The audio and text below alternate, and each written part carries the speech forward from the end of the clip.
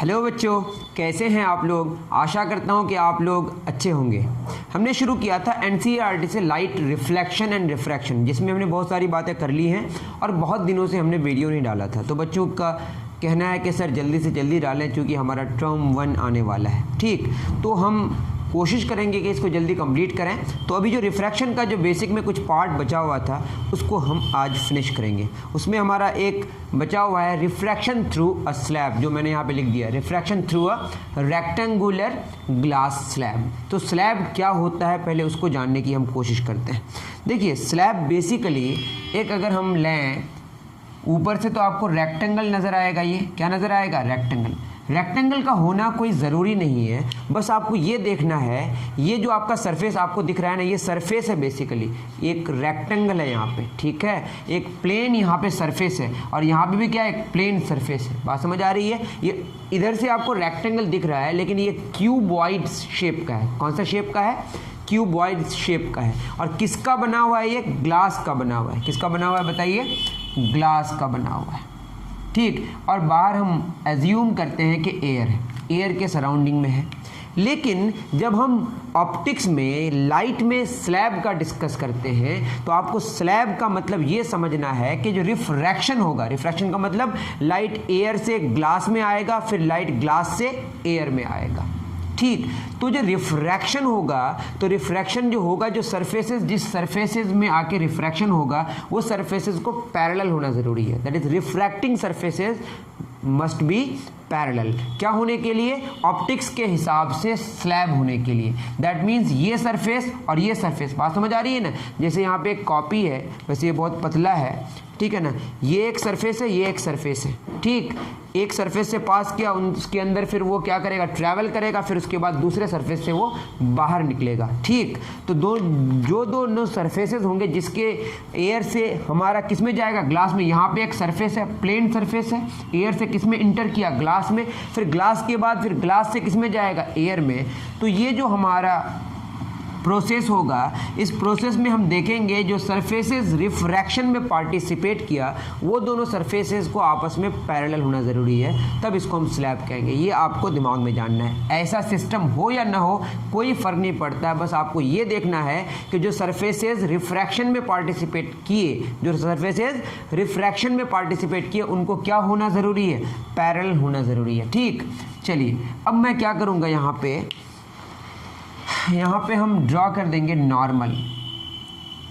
क्या कर लेंगे? ड्रॉ हम नॉर्मल।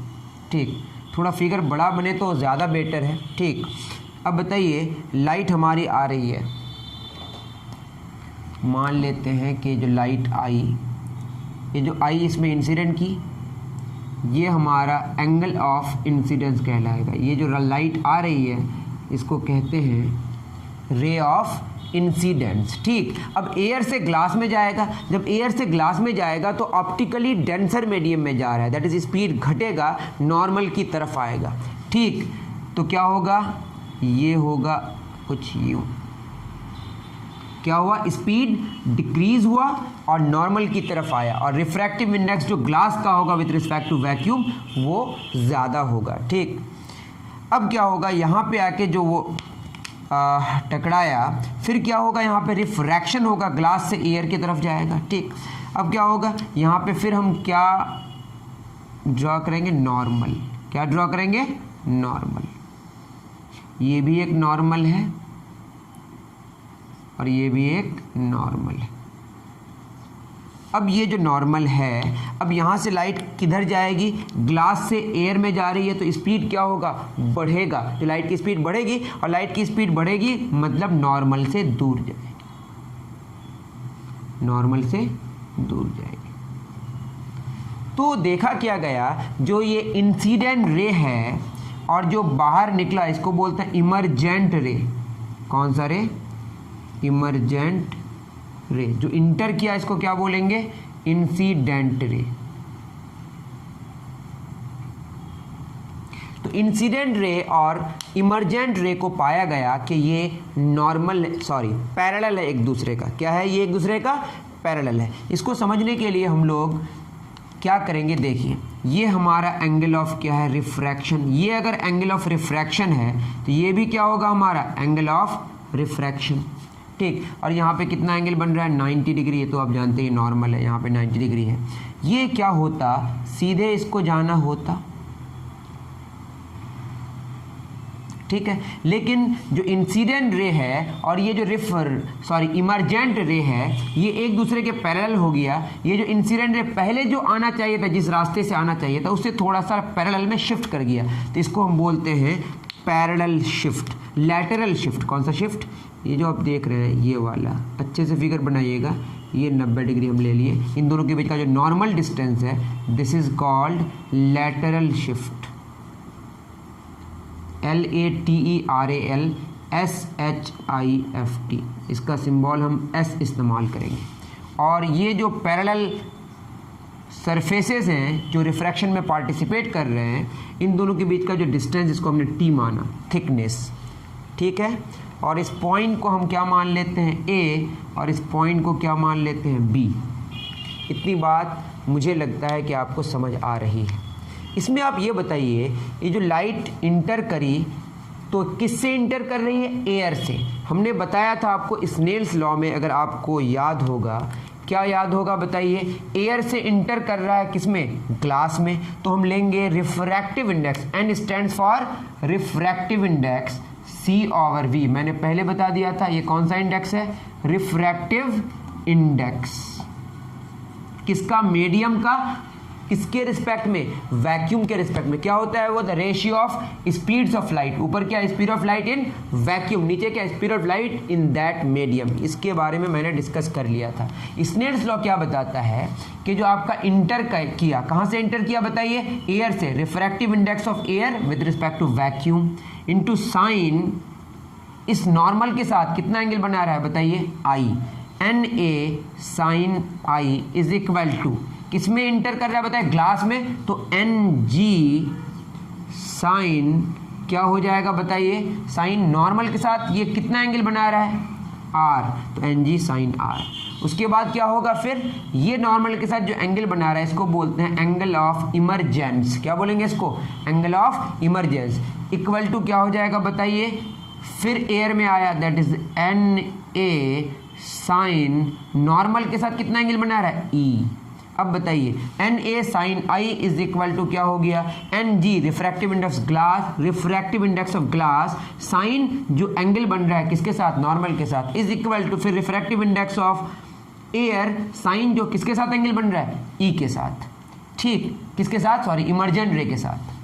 नॉर्मल और किसके बीच का एंगल, इमरजेंट रे का। आपको याद रखना है क्या कांस्टेंट होता है, N साइन I कांस्टेंट रहता है, N refractive index of air into sine कौन सा एंगल, नॉर्मल और इंसिडेंट रे के बीच का। उसके बाद फिर क्या होगा, NG नॉर्मल और किसके बीच का एंगल लेंगे हम, रिफ्रैक्टेड रे के बीच का एंगल, तो NG साइन R। उसके बाद फिर ये रिफ्रैक्शन होके ये सरफेस के लिए क्या है, वो इंसिडेंट कर रहा है, फिर उसके बाद क्या होगा, रिफ्रैक्शन होगा। बस आपको याद रखना है कि N लेंगे उस मीडियम का इंटू साइन एंगल कौन सा लेंगे, नॉर्मल और उस रे के बीच का एंगल, और ये हमेशा क्या रहेगा, कांस्टेंट रहेगा। यही हमारा स्नेल्स लॉ है। अब बताइए ये क्या इंप्लाई कर रहा है, NA sine I is equal to, इसके बराबर है, इसके बराबर है, तो NA साइन क्या होगा, E। हवा से ग्लास में, ग्लास से फिर कहाँ पे, हवा में, NA क्या हो गया, कैंसिल हो गया, दैट इज साइन I और साइन E हमारा क्या हुआ, बराबर, दैट इज I और E हमारा क्या हुआ, बराबर। तो angle of incidence is equal to क्या हुआ, एंगल ऑफ इमरजेंस, ठीक। इससे हम क्या पता किए, ये तभी बराबर होगा जब ये दोनों क्या होंगे, पैरेलल होंगे। दैट इज, इससे हमने क्या समझा बताइए, इंसिडेंट रे एंड कौन सा ray, emergent ray are parallel to each other, are parallel. अगर ये पैरेलल हो गया तो बताइए अपने स्ट्रेट जिस डायरेक्शन में वो जा रहा था उससे कितना डेविएट हुआ, थोड़ा सा भी डेविएशन नहीं हुआ। अगर वो ऐसे जा रहा था और ऐसे चला गया तो थोड़ा सा क्या हो गया, डेविएशन हो गया। तो डेविएशन बिल्कुल भी नहीं हुआ, दैट इज जब स्लैब में रिफ्रैक्शन होगा तो बस शिफ्ट हो जाएगा, जिसको हम बोलेंगे लैटरल शिफ्ट, लेकिन डेविएशन बिल्कुल नहीं होगा। दैट मीन्स डेविएशन स्लैब के केस में कितना होगा, 0 डिग्री का, कोई डेविएशन नहीं होगा। क्या होगा, थोड़ा सा शिफ्ट कर जाएगा। क्या कर जाएगा, थोड़ा शिफ्ट कर जाएगा। इतनी बात आपको समझ आ रही होगी। लाइट एयर से किस में इंटर करी, ग्लास में, फिर ग्लास से किस में करी, एयर में। बात समझ आ रही है। इस प्रोसेस में हमने देखा जो रिफ्रैक्शन हुआ जिस जिस सरफेसेस पर, वो आपस में क्या हुए, पैरेलल हुए, और जो इंसिडेंट रेज थे और इमर्जेंट रेज वो भी आपस में क्या हो गए, पैरेलल हो गए। दैट मीन्स कोई डेविएशन नहीं हो गया, हुआ, थोड़ा सा बस क्या हो गया, पैरेलल में शिफ्ट कर गया, जिसका नाम हमने क्या दिया, लैटरल शिफ्ट। क्या नाम दिया। ये है कहानी किसकी, refraction through a rectangular glass slab या रिफ्रैक्शन थ्रू अ स्लैब। ठीक, चलिए इसको मिटा दे रहा हूं। अब ये जो स्लैब है, इसको अगर हम ध्यान से देखें, इसमें एक शिफ्ट होगा। ये शिफ्ट किस पर डिपेंड करेगा, इसको समझने के लिए थोड़ा सा ट्रिगोनोमेट्री चाहिए, उसके बाद आपकी बात हो जाएगी समाप्त। अब बताइए, मैं अगर यहाँ पे आर की बात करूँ, किसकी बात करूँ, इस ट्रायंगल को मैं बाहर निकालता हूँ, ध्यान से देखिएगा, थोड़ा सा बड़ा बना रहा हूँ। ठीक है, इस ट्रायंगल में अगर हम देखेंगे, ये ए है और ये बी, ये टी है, तो ये भी क्या होगा हमारा टी, कुछ भी मान लीजिए, इसको एम मान लीजिए, कोई इशू नहीं है। और ये हमारा एंगल क्या है, आर। ये आर है, ये आर है, क्यों, क्योंकि अल्टरनेट इंटीरियर एंगल। अगर नहीं समझ आ रहा तो मैंने बता दिया वहाँ पे। ठीक, इस ट्रायंगल में अगर हम देखें तो सेक आर, क्या निकालेंगे हम लोग, सेक आर। सेक क्या होता है, हाइपोटेन्यूज बटे बेस। बताइए हाइपोटेन्यूज कौन है, ये अगर 90 डिग्री है, हाइपोटेन्यूज कौन है हमारा, ए बी। बेस कौन होगा बताइए, बेस इस आर के रिस्पेक्ट में क्या होगा, टी। ये टी है तो ये भी क्या है हमारा T. That means A B आ जाएगा हमारा टी सेक आर। उम्मीद कर रहा हूं कि ये बात आपको तो समझ आई ही होगी। ए बी क्या हो गया, टी सेक आर। अब बताइए, ये है हमारा आर, ध्यान से देखिएगा, ये क्या है हमारा आर। तो ये वाला जो होगा, ये कितना हो जाएगा, ये आई, तो ये पूरा क्या होता है आई, तो ये हो जाएगा हमारा आई माइनस आर। ठीक, आप बात समझ पाए ना, ये आई तो ये पूरा क्या होता, ऐसे ही ना होता, ये ऐसे चले जाता, तो ये आई अगर होता तो ये पूरा आई होता। थोड़ा सा मुड़ गया, कितना मुड़ा, ये आर हट जाएगा, तो ये जो बचेगा ये कितना बचेगा, आई माइनस आर। ठीक है, ये बात आप समझ पा रहे होंगे। तो क्या हो गया, ये आई अगर ये सीधे चले जाता तो ये पूरा आई होता, ये आर हट गया तो ये क्या बचा, आई माइनस आर। क्या बचा, आई माइनस आर। अब कौन सा ट्रायंगल हम लेंगे, इसको देखिएगा, ये रेड ब्लैक ब्लू, ये वाला। ठीक, इतना आप उतार लीजिए। ए बी कितना आया, T sec R. A B कितना आया, टी सेक आर। मैं यहाँ पे लिख दे रहा हूँ, ए बी आया हमारा टी सेक आर। अब एक और ट्रायंगल हम लेंगे, कौन सा ट्रायंगल, ये वाला, ए बी और यहाँ पे हम एम मान लेते हैं। कौन सा लेंगे बताइए, I am sorry, A B, हम इसको एम एन मान लेते हैं, ए बी एन लेंगे। तो इस ट्रायंगल को अगर हम ध्यान से देखें, ये वाला ट्रायंगल, यहाँ पे कितना एंगल है, 90 डिग्री, ए बी और ये हमारा है एन। और ये जो एंगल है ये कितना है बताइए, ये आई माइनस आर। तो मैं अगर देखो sine I minus R, sine क्या होता है बताइए, परपेंडिकुलर ओवर हाइपोटेन्यूज। तो आई माइनस आर के रिस्पेक्ट में ये क्या है, perpendicular, that is B N. B N हमारा क्या है, यही लैटरल शिफ्ट, बट ये हाइपोटेन्यूज क्या है हमारा, ए बी। तो क्या हो गया, बी एन, 90 डिग्री का जो ऑपोजिट है वो हाइपोटेन्यूज है, और जिस एंगल को हम रेफरेंस लेंगे उसका ऑपोजिट को क्या बोलेंगे, perpendicular. That is B N is equal to हो जाएगा A B sine I minus R. क्या हमने किया, साइन थीटा, परपेंडिकुलर बटे हाइपोटेन्यूज। तो परपेंडिकुलर कौन होगा, इसका opposite B N, 90 degree opposite क्या होगी, hypotenuse. Simple, B N lateral shift है, और ए बी कितना आया है, T sec R sine I minus R. That is lateral shift किस पर डिपेंड करेगा, ये जो हमारे पैरेलल सरफेसेस हैं जो रिफ्रैक्शन में पार्टिसिपेट किया, उन दोनों के बीच के डिस्टेंस पर डिपेंड करेगा, आर पर डिपेंड करेगा। और आर किस पर डिपेंड करेगा, आई पर। ठीक है, और समझ ही रहे होंगे आप। तो ये लैटरल शिफ्ट का हमारा क्या हो गया, फॉर्मूला हो गया, S is equal to T sec R sine I minus R. कर लीजिए नोट डाउन। चलिए, उम्मीद कर रहा हूँ कि समझ पा रहे होंगे। डन। चलिए, इसमें कुछ और भी हम बता दें, इसमें एक क्वेश्चन कर लेते हैं, उसके बाद हम बढ़ेंगे फिर आगे।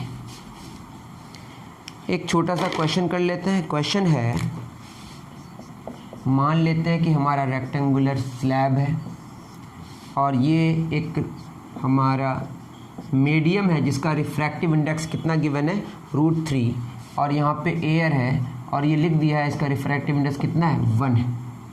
ठीक, और ये जो इंटर कर रहा है, ये इंटर कर रहा है कितना डिग्री में, 60 डिग्री में। तो बताना है इसका लैटरल शिफ्ट कितना होगा, जो बाद में ये इंटर करके फिर बाहर निकलेगा, फिर क्या होगा, ऐसे जाएगा। तो इसमें जो शिफ्टिंग होगा ये S मांगा है। तो S कैसे निकलेगा, पहले हमको ये देखना पड़ेगा। एयर से इस मीडियम में आ रहा है, ठीक है, तो क्या हो जाएगा, इसको हम 1 मीडियम मान लेते हैं, इसको 2 मान लेते हैं। तो क्या हो जाएगा, N1 साइन कितना डिग्री, 60 डिग्री, और ये जो एंगल बन रहा है ये नॉर्मल के साथ, इसको हमने R मान लिया, इज इक्वल टू क्या होगा, N2 साइन R। और N1 कितना गिवन है, रिफ्रैक्टिव इंडेक्स कितना है एयर का जिससे आ रहा है, 1। साइन 60 डिग्री का वैल्यू √3/2। N2 गिवन है कितना, √3। रिफ्रैक्टिव इंडेक्स इस मीडियम का किसके रिस्पेक्ट में, वैक्यूम के रिस्पेक्ट में, इनटू साइन R। √3 क्या हो गया, कैंसिल। साइन R क्या हो जाएगा, 1/2। यहाँ से R कितना आ जाएगा, 30 डिग्री। तो हमको समझ आ गया कि R कितना डिग्री आया, 30 डिग्री। और हमको क्या चाहिए, शिफ्ट चाहिए। तो शिफ्ट का क्या फार्मूला है, T sec R sine I minus R। तो T कितना गिवन है, टी भी गिवन है हमारा, T है 10 सेंटीमीटर, ये दिया हुआ है, T देना ज़रूरी है। T कितना है, 10 सेंटीमीटर।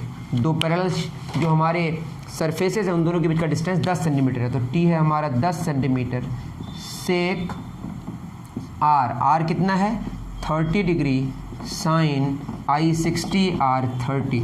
तो क्या हो जाएगा, सेक 30 डिग्री का वैल्यू होता है 2/√3, साइन 60 माइनस 30, साइन 30 1/2, 2 कैंसिल, तो कितना आ गया, 10/√3 सेंटीमीटर। कितना आ गया, 10/√3 सेंटीमीटर। अगर समझ आए तो अच्छी बात। वैसे क्लास 10 में ये फार्मूला नहीं है, लेकिन इतना तो आपको समझना ही पड़ेगा, ये आपके क्लास 10 की ही बात है। ठीक, उतार लीजिए।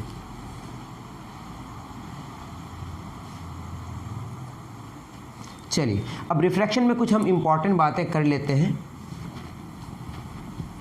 रिफ्रैक्शन में हमने जाना मेनली रिफ्रैक्टिव इंडेक्स के बारे में। क्या होता है रिफ्रैक्टिव इंडेक्स, अगर हम रिफ्रैक्टिव इंडेक्स किसी भी मीडियम का निकालें विथ रिस्पेक्ट टू वैक्यूम, तो बस क्या लिखेंगे, ये वैक्यूम है, ठीक है, बस मीडियम का, that is speed of light in vacuum divide by speed of light in medium, ये हमारा मेन फार्मूला है।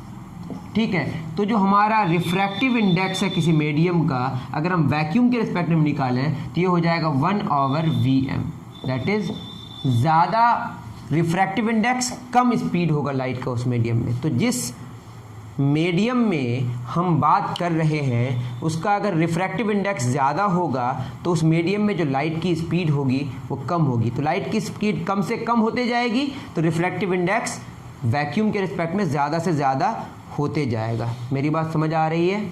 लेकिन एक बात समझिए, ये जो रिफ्रैक्टिव इंडेक्स है, N stands for year refractive index, ये ऑप्टिकल डेंसिटी का मेज़र है। मतलब ऑप्टिकल डेंसिटी ज़्यादा होती है किसकी, जिसकी रिफ्रैक्टिव इंडेक्स ज़्यादा होती है। जिस मीडियम की रिफ्रैक्टिव इंडेक्स ज़्यादा होती है, समझ रहे हैं, वहाँ पे स्पीड कम होगी, उस मीडियम का जो ऑप्टिकल डेंसिटी है वो ज़्यादा होता है। ऑप्टिकल डेंसिटी का मतलब उस मीडियम में लाइट की स्पीड कम हो जाएगी और रिफ्रैक्टिव इंडेक्स ज़्यादा हो जाएगा। ये जाएगा से आप कंफ्यूज मत करें, मुझे नहीं पता इसका क्या है तज़कीर और तानीस। ठीक है, मैं क्या कह रहा था, जिस मीडियम का रिफ्रैक्टिव इंडेक्स ज़्यादा होगा उसमें लाइट की स्पीड कम हो जाएगी।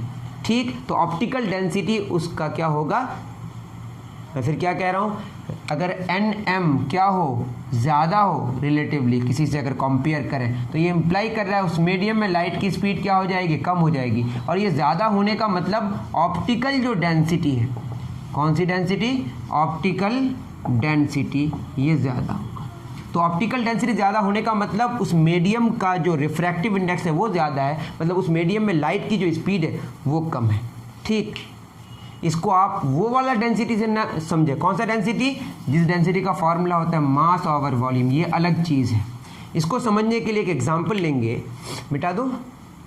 चलिए, जैसे एक एग्जांपल लें, refractive index of water, refractive index of water with respect to vacuum, ये गिवन है आपका 1.33। क्या गिवन है? 1.33। ठीक है। और रिफ्रैक्टिव इंडेक्स ऑफ कैरोसिन, नाम सुने होंगे आप, कैरोसिन, ये गिवन है आपका 1.44। क्या मतलब है इसका? इसका मतलब ये है, और अगर हम जाने डेंसिटी किसका, वाटर का, आपको पता होगा 1 ग्राम पर सेंटीमीटर क्यूब होता है, और डेंसिटी ऑफ कैरोसिन अगर जानने की कोशिश करें ये 0.181 ग्राम पर सेंटीमीटर क्यूब होता है। तो देखा जाए तो वाटर की डेंसिटी ज़्यादा है, वाटर की मास डेंसिटी, मास वाला जो डेंसिटी है वो ज़्यादा है, लेकिन यहाँ पे देखेंगे तो कैरोसिन की जो ऑप्टिकल डेंसिटी ज़्यादा है। तो ऑप्टिकल डेंसिटी और कौन सी डेंसिटी, जो मास डेंसिटी है, दोनों में फ़र्क है। तो यहाँ पे अगर देखा जाए तो ये क्या इम्प्लाई कर रहा है कि मास डेंसिटी ऑफ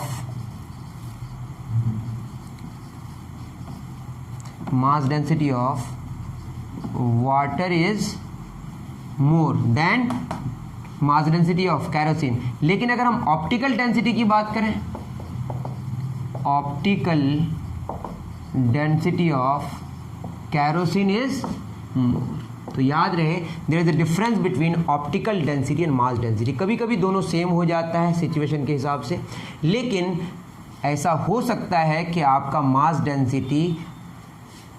डेंसिटी और जो ऑप्टिकल डेंसिटी दोनों में डिफरेंस हो, मतलब ज़्यादा और कम में। बात समझ, इस केस में हो रहा है। इसका मतलब क्या है? ऐसे देखा जाए तो वाटर की डेंसिटी ज़्यादा है तो वहाँ स्लो हो जानी चाहिए, लेकिन यहाँ पे वाटर की जो ऑप्टिकल डेंसिटी है वो कम है, वहाँ फास्ट हो जाएगी। क्या हो जाएगी? फास्ट। तो जहाँ पे डेंसिटी मतलब ये क्या है, हमारा रिफ्रैक्टिव इंडेक्स है, जहाँ कम होगा, दैट इज़ यहाँ पे क्या होगा हमारा C/V in water is equal to क्या होगा 1.33, और यहाँ पे क्या होगा C/V ग्लास, ये क्या होगा 1.44। CC तो सेम है ना हमारा। तो नीचे का वैल्यू जितना हम क्या करेंगे, ज़्यादा करेंगे, वो कम होते जाएगा। तो वाटर में जो लाइट की स्पीड है ज़्यादा है, वाटर में लाइट की स्पीड क्या है? ज़्यादा है, और ग्लास में जो लाइट की स्पीड है वो क्या है? कम है। बात समझ आ रही है? क्यों? क्योंकि समझ में अभी बताया, एन प्रोपोर्शनल क्या आ गया 1/V। जहाँ रिफ्रैक्टिव इंडेक्स ज़्यादा होगा, जिस मीडियम का रिफ्रैक्टिव इंडेक्स ज़्यादा होगा, उस मीडियम में लाइट की स्पीड क्या होगी? कम होगी। लेकिन अगर इसके हिसाब से देखें, ये तो ज़्यादा घना है ना, इसकी डेंसिटी ज़्यादा है, तो उसको रोकना ज़्यादा चाहिए, लेकिन इससे कोई फ़र्क नहीं पड़ता। ऑप्टिकल डेंसिटी बिल्कुल डिफरेंट चीज़ है, जो किससे हमारा डिसाइड किया जाता है? रिफ्रैक्टिव इंडेक्स से। तो ऐसा हो सकता है कि रिफ्रैक्टिव इंडेक्स वाला जो मतलब ऑप्टिकल जो डेंसिटी है वो और मास डेंसिटी है वो डिफ़र करे, तो इसको बिल्कुल एक न समझें, अलग अलग समझें। ठीक है, मास डेंसिटी अलग चीज़ है और ऑप्टिकल डेंसिटी अलग चीज़ है। उम्मीद कर रहा हूँ कि आप समझ पा रहे होंगे। ठीक है, मिटा दो, ये बात आप समझ पा रहे हैं ना? देखिए, इसका मतलब क्या हो गया, अगर मैं यहाँ देखूँ VW इज इक्वल टू क्या हो जाएगा C/1.33, VG क्या हो जाएगा C/1.44। C मतलब लाइट की स्पीड वैक्यूम में 3 × 10⁸ मीटर पर सेकंड, 3 × 10⁸ मीटर पर सेकंड। अब यहाँ 1.33 से डिवाइड करें या 1.44 से डिवाइड करें, तो बताइए कहाँ पे ज़्यादा होगा? V और VW और VG में अगर कंपेयर करें, जिसमें ज़्यादा से डिवाइड करेंगे वो वैल्यू कम हो जाएगा। दैट इज़ कौन कम हो जाएगा? ज़्यादा से डिवाइड इसको कर रहे हैं तो VW ज़्यादा होगा VG से। ठीक है, कम से डिवाइड करेंगे तो ज़्यादा होगा, ज़्यादा से डिवाइड करेंगे तो क्या होगा? कम होगा। तो VW is more than VG। ठीक, लेकिन ऑप्टिकल डेंसिटी समझ रहे हैं ना आप, अब बताने की ज़रूरत नहीं है। तो there is a difference between mass density and optical density. ठीक, चलिए कुछ क्वेश्चंस कर लेते हैं इस पे, तो आपको और क्लियर हो जाएगा। पेज नंबर 176 में कुछ क्वेश्चंस गिवन है एनसीईआरटी अगर आपके पास होगा तो। फर्स्ट नंबर गिवन है, a ray of light travelling in air enters obliquely into water. Obliquely का मतलब क्या? एयर से वाटर में जा रहा है। नॉर्मली आ रहा आता है, क्या होता है? ऑब्लिकली। नॉर्मली आने से नॉर्मली चला जाएगा, नॉर्मली अगर आएगा तो नॉर्मली चला जाएगा, लेकिन कैसा आ रहा है? ऑब्लिकली, मतलब कुछ एंगल में आ रहा है, 90 डिग्री में नहीं आ रहा है, ठीक है, 90 डिग्री के अलावा कोई एंगल है। तो एयर से वाटर में आएगा तो किस में आ रहा है बताइए? एयर मतलब रेयरर, और वाटर का मतलब क्या होगा? डेंसर, स्लो हो जाएगा। क्या हो जाएगा? स्लो होने का मतलब नॉर्मल की तरफ झुक जाएगा। किधर हो जाएगा? नॉर्मल की तरफ। तो ray of light travelling in air enters obliquely into water, does the light ray bend towards the normal? किधर हो जाएगा? नॉर्मल की तरफ हो जाएगा, और away from the normal. Why? Because light is travelling from rarer to denser. जब भी रेयरर से डेंसर में होगा तो लॉ है कि लाइट किधर शिफ्ट हो जाएगी? नॉर्मल की तरफ, ठीक।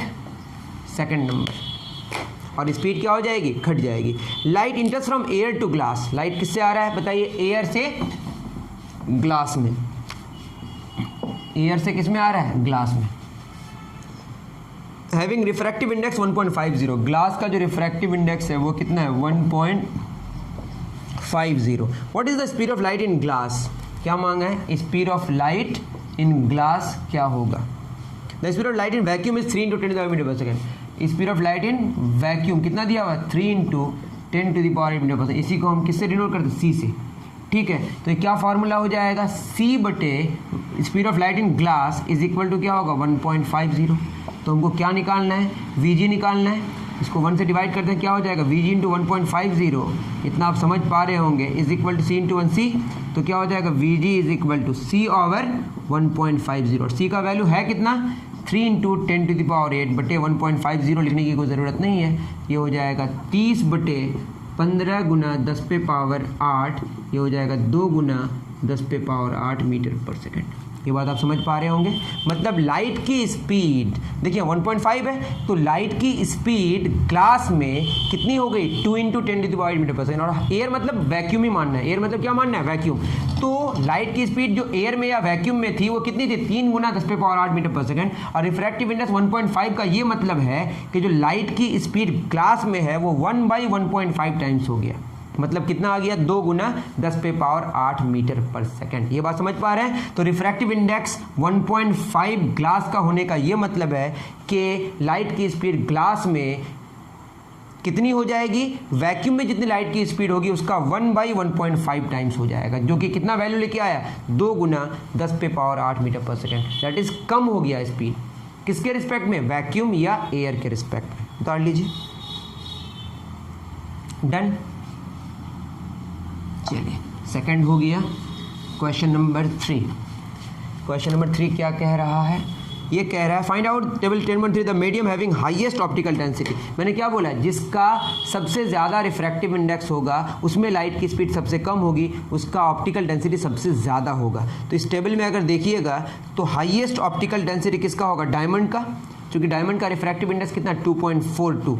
और उसके बाद बोला है लोएस्ट ऑप्टिकल डेंसिटी किसका होगा? एयर का 1.0003। देखिए 3 नंबर में अगर देखिएगा हाईएस्ट की अगर बात करें, हाईएस्ट ऑप्टिकल डेंसिटी किसका होगा बताइए? ये होगा डायमंड का। क्यों?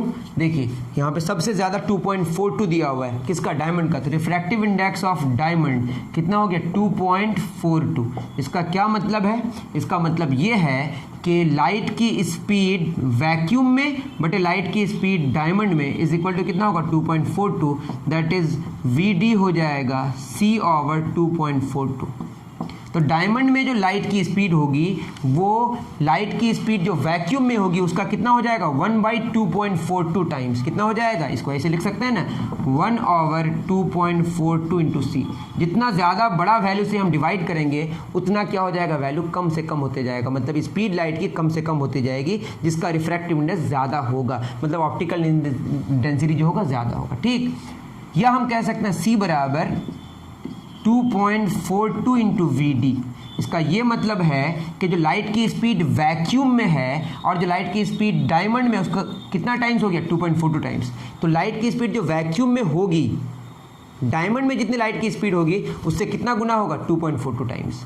तो ये इसका ये मतलब है। क्वेश्चन नंबर जो लास्ट है उसमें यही बात पूछी गई है कि the refractive index of diamond is 2.42। What is the meaning of this statement? इस स्टेटमेंट का ये मतलब है the ratio of speed of light in vacuum and speed of light in diamond is 2.42। इसका ये मतलब है कि जो लाइट की स्पीड जो वैक्यूम में होगी, लाइट की स्पीड जो डायमंड में होगी उससे कितना टाइम्स हुआ, 2.42 टाइम्स। या लाइट की स्पीड जो डायमंड में होगी, जो लाइट की स्पीड वैक्यूम में, उससे कितना टाइम्स होगा, 1/2.42 टाइम्स। समझ रहे हैं ना आप? मैं लिख रहा हूँ लाइट की स्पीड डायमंड में बराबर कितना हुआ, 1/2.42 गुना लाइट की स्पीड कहाँ पे, वैक्यूम में। इसको आप लैंग्वेज में बोल सकते हैं, the speed of light in diamond is equal to 1/2.42 times speed of light in vacuum. इसका ये मतलब है, फिजिकल मीनिंग है। ठीक, उतार लीजिए। अब लाइटेस्ट कहाँ पे होगा, मतलब यहाँ पे बोला है lowest optical density, lowest optical density किसका होगा, जिसका रिफ्रैक्ट, ये एयर का होगा। क्यों? क्योंकि एयर का गिवन है आपका रिफ्रैक्टिव इंडेक्स 1.0003। अब ये लगभग तो 1 ही है ना, इसको अगर देखेंगे तो speed of light in vacuum but speed of light in air is equal to क्या होगा, 1.0003। या हम बोलेंगे speed of light in air बराबर क्या होगा, c/1.003। ये अप्रॉक्स तो 1 ही है ना, तो लगभग में क्या रह जाएगा, c ही रह जाएगा। या निकाल के आप देखेंगे जो भी वैल्यू आएगा, तो क्या हो गया, एयर में जो लाइट की स्पीड होगी वो 1/1.0003 टाइम्स होगा लाइट की स्पीड जो वैक्यूम में होगी।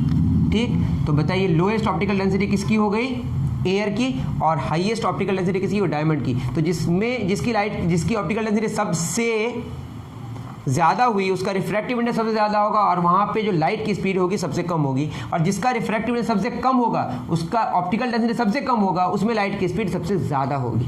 ठीक है, एयर में सबसे ज़्यादा स्पीड है और डायमंड में स्पीड सबसे कम है।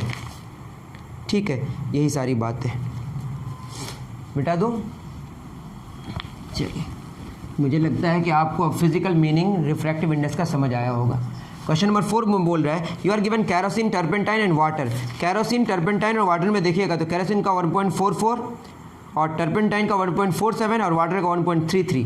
तो जिसका रिफ्रैक्टिव इंडेक्स सबसे कम होगा उसमें लाइट की स्पीड सबसे ज़्यादा होगी। तो फास्टेस्ट पूछा है तो किसका होगा, वाटर का होगा। उम्मीद कर रहा हूँ कि सारी बातें आपको समझ आई होंगी। ठीक है, अगर आपको नहीं समझ आए तो कमेंट सेक्शन में ज़रूर बताएं। मिलेंगे फिर नेक्स्ट वीडियो में। थैंक यू वेरी मच मेरे प्यारे बच्चों।